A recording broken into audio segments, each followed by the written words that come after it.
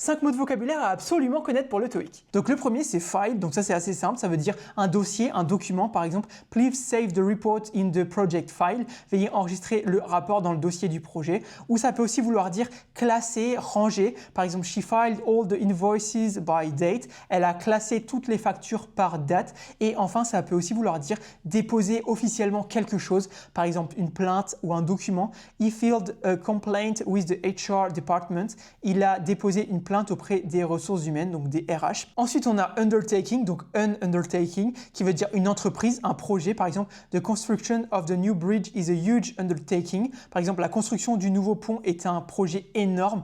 Tu vois, ça a vraiment ce sens de projet. Ou ça peut aussi vouloir dire un engagement, une promesse. Par exemple, he gave a formal undertaking to complete the work on time. Il a pris l'engagement de terminer le projet à temps. Ensuite, on a le verbe to disclose, qui veut dire révéler, divulguer quelque chose. Par exemple, the company must disclose its financial results annually.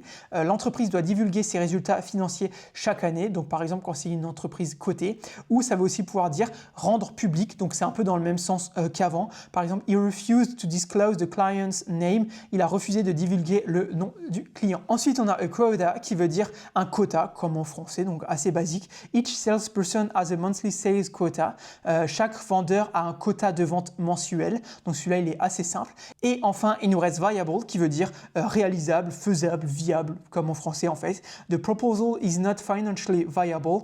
La proposition n'est pas financièrement viable. Donc voilà, ça c'était 5 mots qu'il faut absolument que tu maîtrises pour le TOEIC, que tu connaisses. Si jamais tu passes le TOEIC bientôt, abonne-toi à ce compte-là parce qu'on fait des vidéos comme ça tous les jours. Et puis le soir, on fait une vidéo d'entraînement pour le TOEIC Part 5. Donc le matin, une vidéo de vocabulaire. Le soir, une vidéo d'entraînement Part 5. Donc voilà, n'hésite pas à t'abonner. Et puis si jamais tu veux tout mon cours de grammaire pour le TOEIC, gratuitement, mets en commentaire je veux le cours et puis moi je t'envoie ça, je t'enverrai le lien, tu verras, c'est 100% gratuit. Donc voilà, n'hésite pas. Et en attendant, du coup, moi je te dis à ce soir pour une nouvelle vidéo d'entraînement pour le TOEIC. Allez, ciao!